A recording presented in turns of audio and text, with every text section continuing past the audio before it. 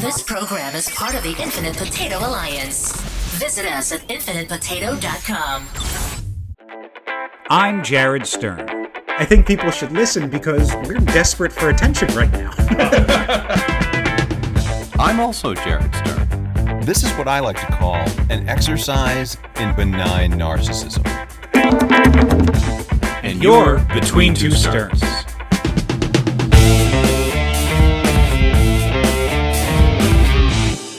Hello, everyone. Hey, welcome back to Between Two Sterns. Between both of us. No. It's the first time. It's the first time I've ever praised it that way, and somehow it became dirty. 128 episodes of this, and it's never felt inappropriate until I was like, never felt inappropriate? Between both of us. I don't see how that. You get to be between two sterns at the same time. They are nestling their ears between two sterns in the cushy bosom that is between two sterns. So much wrong with that. How was your week? Week was fine. Yeah. I will continue to promote upcoming shows. By the time this particular episode of the podcast comes out, it might be like a day before my big show in Easton, Maryland. So I'll say you have only mere moments to buy tickets. Just seconds. Mere seconds. Before stop listening right now. Right now, hit pause. Buy tickets. Never listen to this podcast again, and only buy tickets. It's at the Stoltz Listening Room inside the Avalon Theater in Easton, Maryland. I'm headlining two shows, one at 7, one at 9:30. Tickets are going fast, so I'm told, or they're just telling me that to stroke my ego. Mm-hmm. But yeah, come check us out if you're in that part of Maryland. And by us, he means him. Check us out. The collective unity that is not me. Okay. Well, I'm just clarifying in case people thing. Were under the impression they could see me outside of this podcast, which you can't. But you were offered this gig. I'm not saying I wasn't. I'm simply clarifying that the us does not include me. And I want to, because by the time we record our next podcast, I will have missed the fact that it is your birthday. It's my birthday. So happy early birthday. Thank you. It is your 21st birthday's 21st birthday. Oh, okay. I got you. Yeah, it's my 42nd birthday. Yes, life, the universe, and everything. And before we started this episode, we went back and looked at the episode where we met each other, which for the first time, which for those of you watching the podcast, we'll throw in right here. Isn't that nice? Whoa. Look at that. Look at how much space there is between two sterns. It's almost... the 5 fans who watch the video will wonder whether we're actually in the same space or not. This is so odd. It's a trick of photography. Here's the thing. So, you traveled all this way. You traveled across the country to be in the same room with me, and we still have to look at a fucking computer screen while we talk to each other. I'm uncomfortable looking you in the eyes. This distance from each other. So, how we looked 3 years ago. Yeah, apparently I am aging much more rapidly.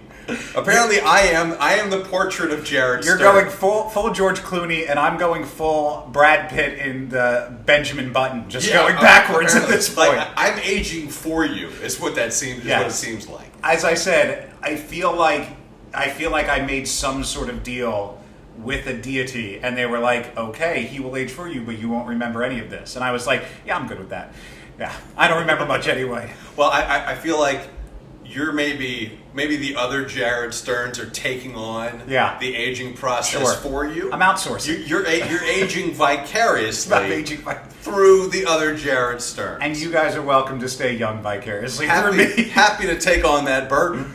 It is strange to look at something like that to see how far we've both come. Yeah, I had a much thicker head of hair. I feel like. I'm telling you, you know who I realize you look a little bit like? What's that? Jimmy Kimmel. Really? I think you've got like a chameleon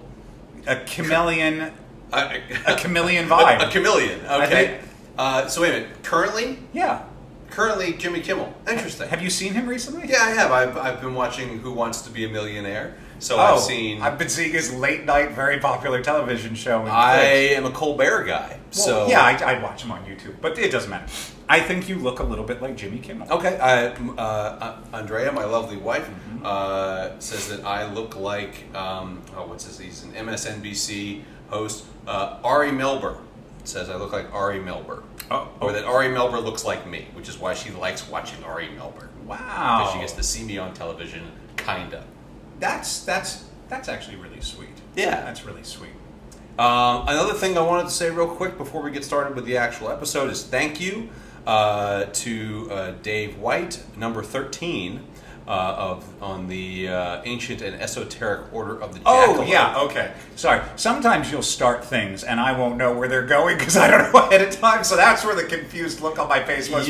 Are we doing another shout-out for something that I'm unaware of? Well, no, the shout-out has happened. We played his promo on our show, and he just recently put out his newest episode, and our promo was on his show. But not only did we play our haphazard promo that we recorded shoddily on this very kitchen countertop, but he also had some very kind words for us and for those who haven't checked this out yet to go and do that. We're gonna put that in here. And much like an Instagram story where you tag someone else in and then it keeps bouncing back and forth, we're gonna play the promo of his promo for our promo. Right here. We'll play that right here.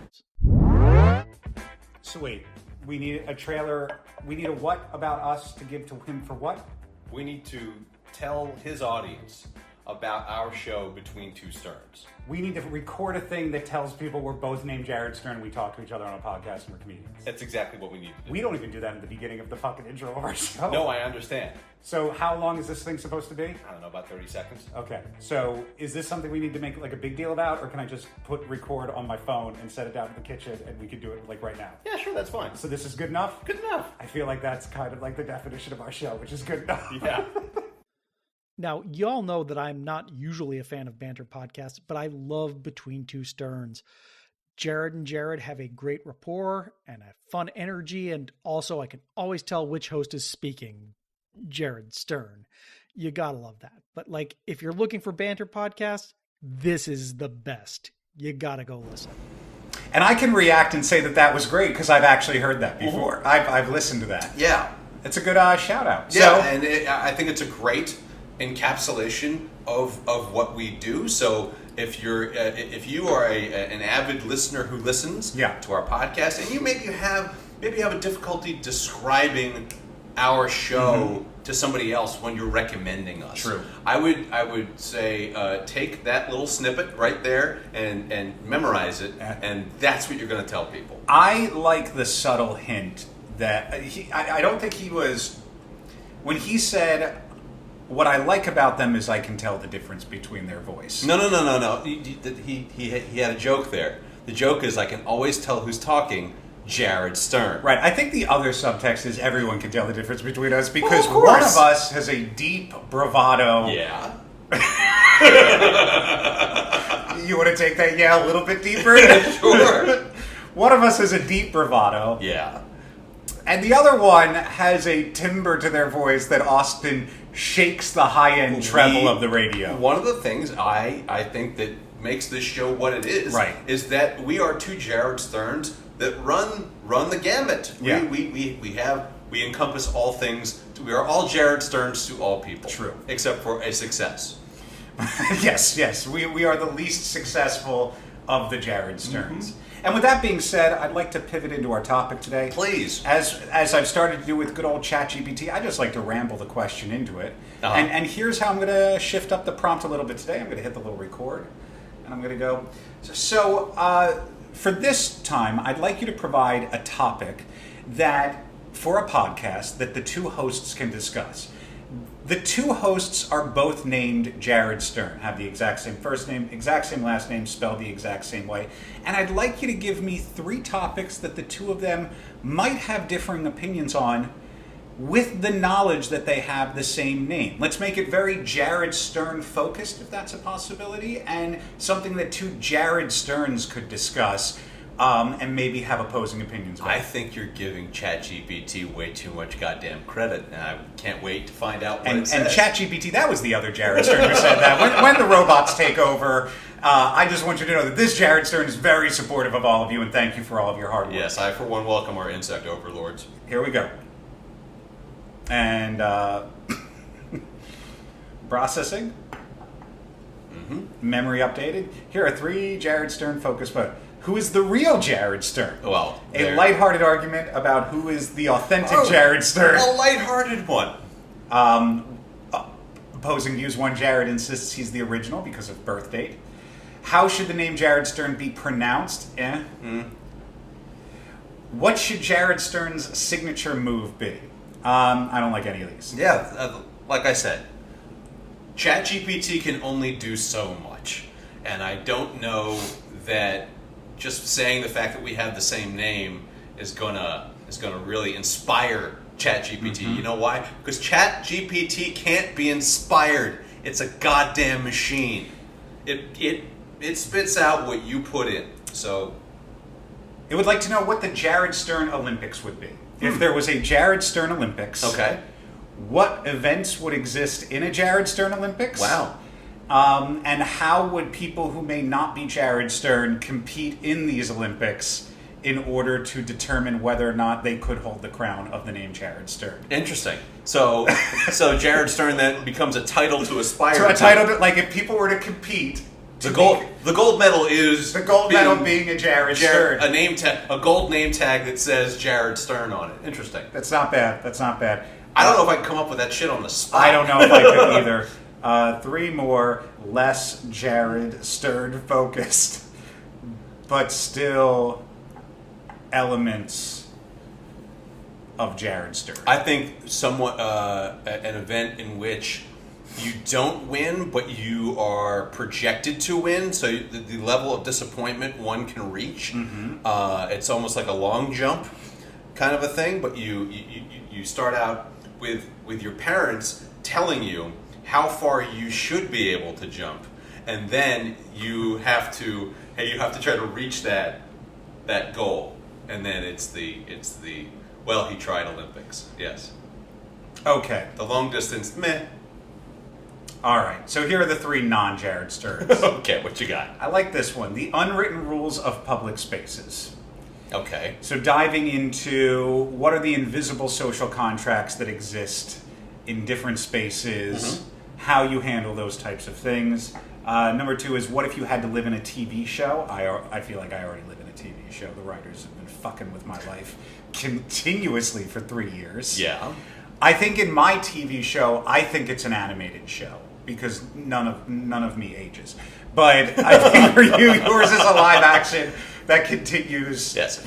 Mine's a live action of just like a piece of fruit that's been left out on a table, and it's just a stop motion of that over time. Ooh, we're doubling back on old subjects now. Ooh. Is the customer always right? Nah. Yeah. I feel like ChatGPT's kind of a hack.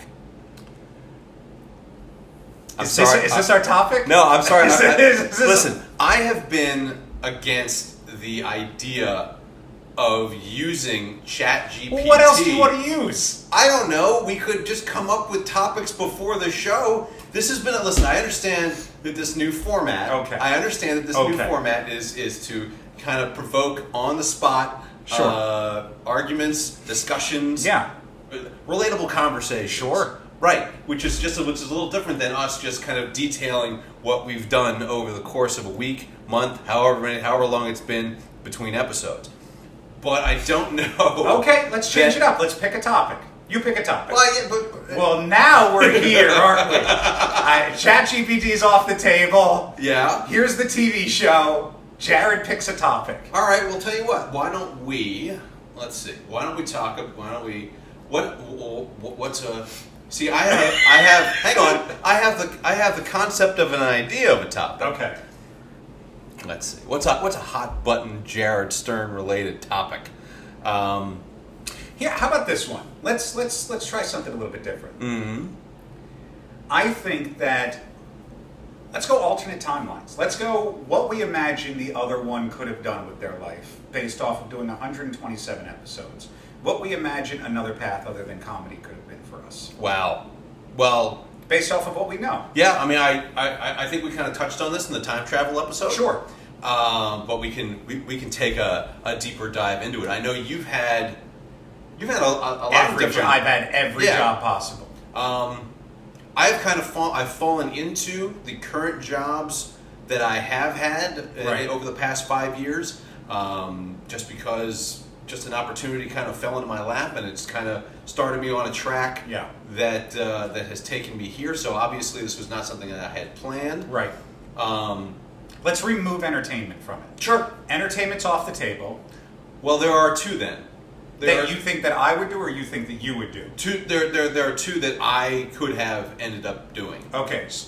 What were the two? The two would have been does radio count as performing? I think so. Because I had that job and got too comfortable in it, and was very young. Well, yeah, I was very young at the time and had not really had a lot of responsibility in my life. Sure. And kind of got comfortable because it was a party atmosphere on this morning radio show, which, by the way, just celebrated 25 years on the air. The radio show did? Yeah, the radio show. It's been 25 years. They've been on the air for 25 years, and I could have been there with them, but I fucked around and found out. Okay. So let's take radio off the table because that's entertainment. Well, I know what I think. I know what I think I could have seen you done. I definitely have one locked in. Okay.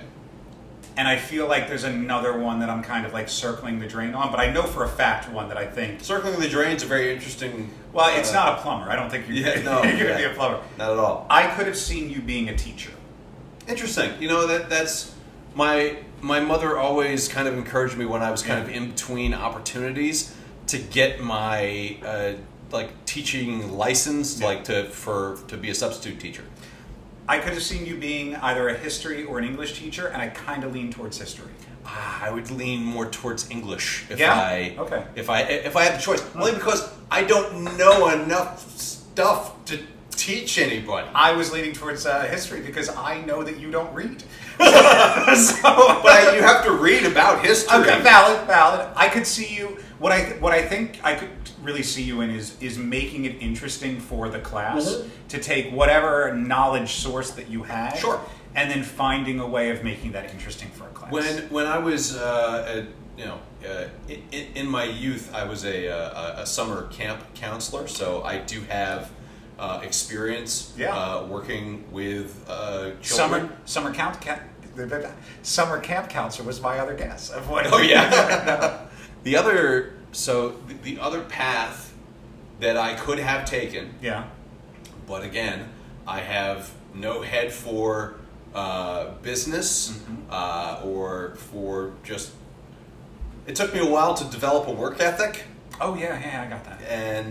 And so the path that I think originally was laid out for me was to take over my dad's auto parts business. Oh. So. Yeah, I don't see that. Yeah, no, I didn't see it either. And eventually, he was like, "Yeah, that's probably not for you." But when I was in between opportunities, I probably spent a little too long back in that comfort zone. I fell back into that because that was always there for me. Yeah. Working there behind the counter, working in the paint room, working, putting up stock in the in the warehouse, that sort of thing. It's grunt work. It was nothing that was really intellectually challenging. With Virgos like us, that hyper organized shelving stuff, that shit gets to you. Don't tell me you're not a Virgo. I am not. It's I am a Libra, and not it's 2 days after. Charts. What's the new? What do you mean new charts? Okay, so pause. There's also a study that just came out that said astrology is largely bullshit. Well, so let's just start there. So, yes and no. Yes, I'm sure that there's a lot of it that's bullshit. I do believe there is a social component to the time of year that you are born. Okay. And the way you age throughout how we structure a year does have a component in how people mature. Like people who are born earlier in the school year, thus are the older kids in the class. Sure, and you do have a kind of a head start, sure. Correct. Versus like just the concept of like having your birthday in the summer versus in the winter. I think there are components to that like even things out. Also, if you do want to subscribe to astrology and you do believe that these things are real, which sure they could be, the positions of the stars have changed. Oh, have they? Since astrology was first created. Oh, that's amazing. Because everything's expanding and moving. Sure. So you actually are a Virgo. No, I'm not. Yeah, you are. I've always been a Libra. I'll always be a Libra. For I don't somebody give a who, shit about you know what's funny is, everybody says they don't give a shit about astrology, but then until don't you tell me try I'm a to different change sign. what their sign is, and then they're like, but I do give a shit. I feel like Libras are very rigid about that sort of thing. So would Virgos. All right, so what then would your path be if not? I mean, obviously you have been tossed around this country from one end to the other, up and down, and you have followed many different paths, both career paths and romantic paths. True. So there's a number of different places you could have landed. I've done everything. Yeah. I know if I could go back and do it again, I really think that I would have enjoyed being a therapist. I think I would have really enjoyed, like I started to go into psychology when I first went to college, but the psych class was at 8:30 in the morning. Oh yeah, that's never, for Jared Stearns, we don't do early classes very well. Never went to that fucking class at all.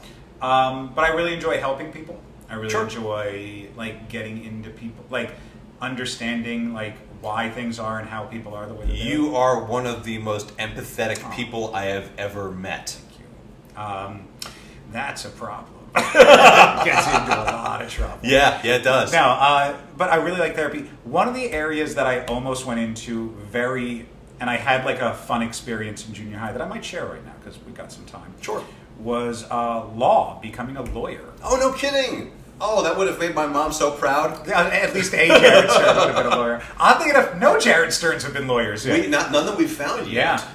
I was in... A couple of accountants, but no lawyers. Yeah, I think that if I had just a little bit more like push and had less of a moral barometer, I would have been able to. Couldn't you have then been like a defense attorney? Yeah, that's the problem. So I'm in what grade was it? I want to say 8th grade. So I'm in 8th grade in junior high, and we did like this mock trial. All right. Right, and so the day we were picking all of the parts for the mock trial in social studies class.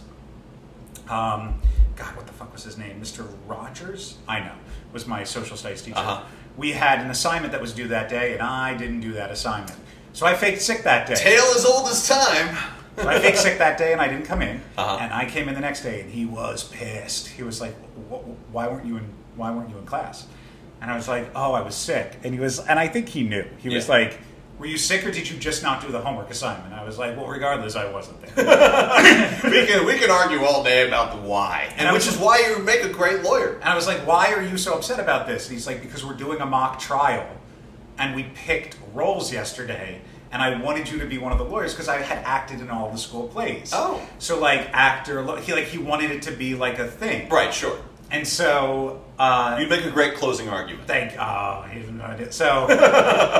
So he was really irritating. So I got handed the lowest of the lowest of the lowest role, which is the private investigator. Oh, which by the way, is a private investigator. So just so you're aware, I was the first private investigator, Jared Stern.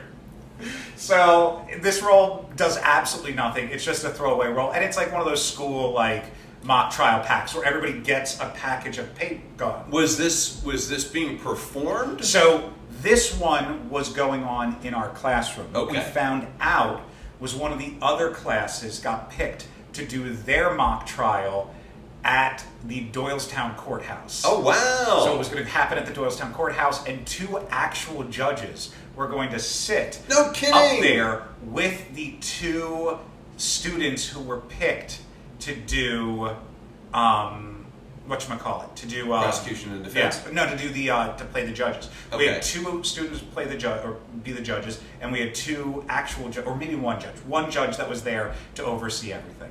So this is like after a murder mystery party. Yeah. Like this is what happens. Yeah. You have Which the, is a great you have idea. the mock trial, Yeah. right? So I forget how all of this went down, but one of the other teachers, Mr. Lochran, somehow got word of what happened, and maybe it was Mr. Rod. I don't know.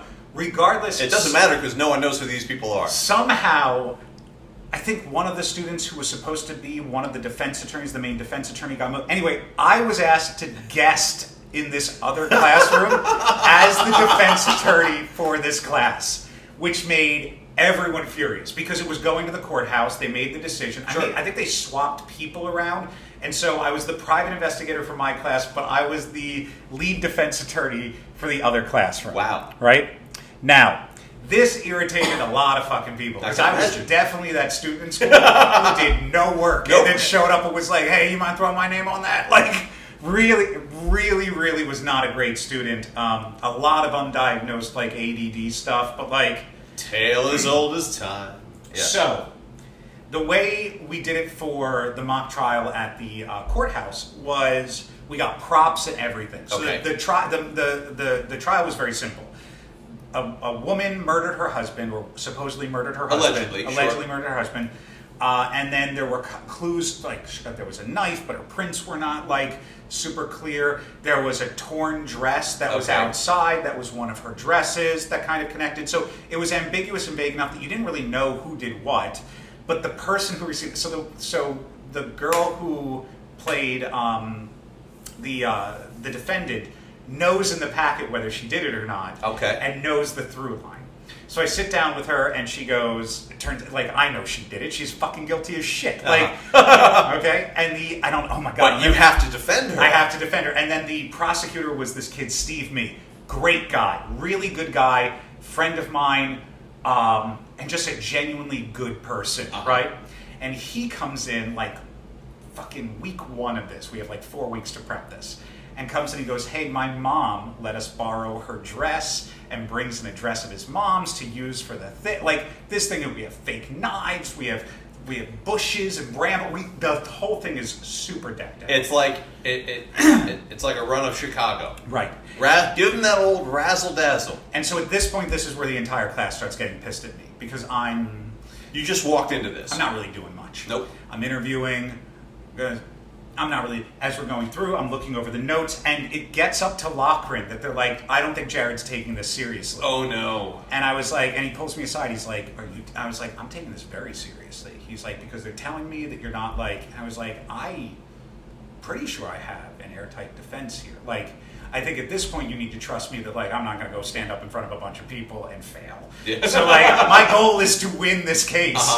So, as the prosecution and the defense, do you guys get to come up with your own questions? Yeah, so we get Okay. to ask our own questions, and the jury is made up of both students and teachers from the school. Oh wow. Including Mr. Rogers, my teacher. What a weird production this is. It was awesome. So the day finally arrives. I write my closing argument. I get to the courthouse, and Lochran is like, Jared, and I was like, hey, look, it's fine, but you got to trust me. He's like, I need to know every question you're asking and what your strategy is. And I said, absolutely not. No, not a chance. And he's like, you have to tell me. I was like, if I have to tell you, then I'm not doing it. And he was like, and he did not call your bluff. so he's like, okay. I was like, somebody else can take over. You can give it to the second person. I will not go out there if you ask me to tell you my strategy. So this was a big surprise defense. Yeah. I can't wait to hear this. So I'm also shocked this has never come up. 128 episodes. it's a good story. This is This is all true. Completely original story. If anybody Please continue. from Council Rock Junior High, what was it, Richboro Junior High, hears this. Hopefully this is flashbacks of memory. And so we get up there, and obviously the prosecution. So start off. I do my closing argument. My other defense attorney does the opening argument. Gets up there, does the opening argument. Steve gets up there, starts calling witnesses to the stand. Starts calling, and lays out just a beautiful case. Just a beautiful, beautiful case against my client. I mean, Steve could not have done a better job. This woman was guilty as shit. Yeah. The dress that had the blood on it was torn off at the scene of the crime and then ended up in the closet of her home. This connected. I mean, this is a slam dunk case. I can't wait to see how you block this slam dunk. So, I cross-examine and I confirm everything he's saying. Mm-hmm. And this is how you knew that? And this is how you knew that? It goes, I get the detective up there. I go, this seems to me like I don't even know why we're here. Because with the dress that was ripped and in the closet, I don't know anyone who could possibly conceive of a scenario where my client didn't do this. Uh-huh. And like you can see Loughran just fucking sweating. Uh-huh. He's sweating. Rogers is in the jury booth being like, what the fuck is he doing? Like they all think I'm fucking around here. Uh-huh. Comes to me, Your Honor, I only have one witness to call. I would like to call the private investigator. And so I call my class's private investigator, who I knew was going to do dick because it's a bullshit role and nobody. And sit up there. I said, as a private investigator, I wanted to call you the same because I feel like you are an independent third party. Mm-hmm. You're not a detective. You don't have a vested interest in. You're not working for the state. You are an objective third party. And I think we can both agree that the prosecution laid out an airtight case. And if it wouldn't seem condescending, I would offer them a round of applause just now because Steve did an exceptional job. I said, and I think we can put this to bed and probably lock my client up just as long as we take care of one matter, which is I'd like to pull Exhibit C. This is the dress that everyone is saying connects my client to the scene of the crime. Can you just show me where this dress is torn? Because Steve never tore his mom's dress. Oh, no. It is a fully intact prop that he brought in simply as a representation of what the dress would be. Uh-huh. And you can see it slowly sink over everyone, from the private investigator whose head cocked, to my team who had no idea what I was doing, to Steve's eyes going wide and going, I object. And I go, I would love to hear why. Well, I didn't. Are you about to confess that you didn't tamper with this piece of evidence that the court has been holding? I believe that the prosecution has made it very clear that this torn dress is the thing that connects my client to the scene of the crime. So I'm confused as to why I'm holding a fully intact dress as a representation of this item. At which point, Loughran goes, we're going to take a recess. They slam the gavel, and he pulls me aside. He goes, Jared, I go, don't. He's like, you? He's like, how long? I was like, how long what? He goes, how long has this been planned? I was like, since the moment he handed you the dress like 4.5 weeks ago, and I knew that you guys weren't going to cut it up. I asked him, I was like, oh, are you using mom's dress? He's like, yeah. I was like, are you going to like cut it or anything? He's like, no. It's like a dress of hers that's nice, but we figured we'd use it. Yeah, sure. Yeah, totally. That works for me. He's like, so what's your defense at this point? I was like, my defense at this point is to close this case and go home. He's like, we have this courtroom for another hour. I go, well, it seems like we overbooked the time. He goes, I want you to call more witnesses for the next hour. I said, under no circumstances am I putting anyone on that stand at this point. I have this victory. Like, there's nothing, I'm not doing anything else. He's like, you need to put witnesses on the stand. I was like, okay. So we come back. Ladies and gentlemen, I've been informed that we're going to need to bring up more witnesses. I'd like to recall the detective to the stand. Detective, I don't know, O'Malley, can you confirm whether this dress is ripped or not? He goes, objection. I go, okay, fine. So I let my team go over and do their cross-examination questions, knowing that I have this in the back. Like, there's nothing else that can be debated at this point. We come down to the closing argument. Steve is devastated. I'm sure. Just devastated. He gives this closing argument, which is good. I get up there for my closing argument. Ladies and gentlemen of the jury, I think that in this situation, while this is a mock trial, the last thing I want to do is make a mockery of this courtroom. This is a case. And this case this trial had choices that were made along the way.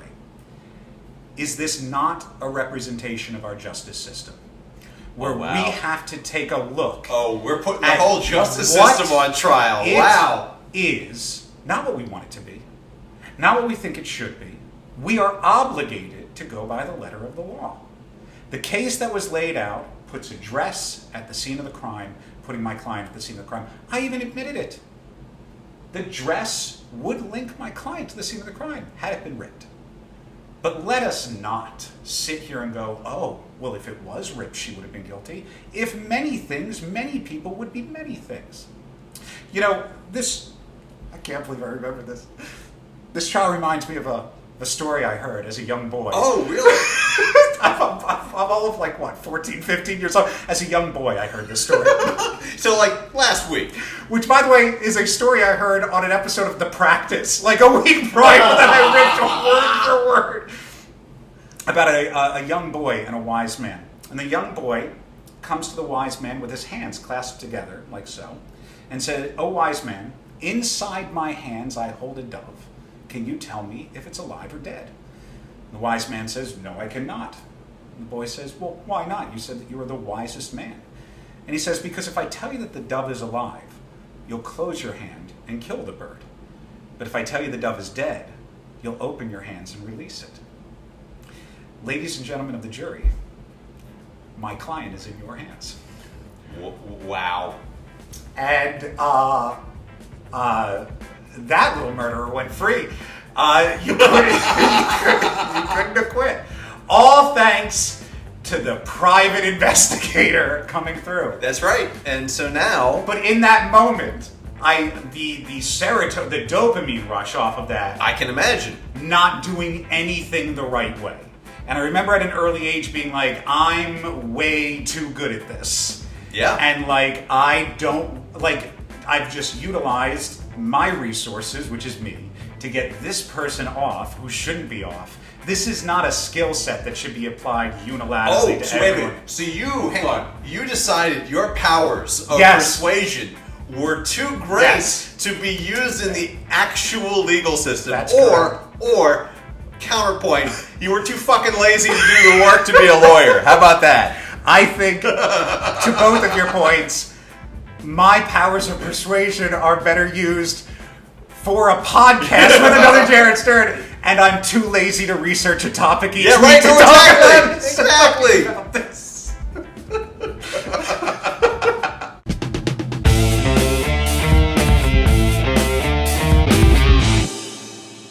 Hey, everybody. Thanks for sticking your ears between two Sterns. Please leave us a 5-star review, even if it's a sarcastic one. Be sure to follow us on Facebook, Twitter, and Instagram. Have an idea for the show, or are you also Jared Stern? Shoot us an email. You can find links to everything at jaredstern.com.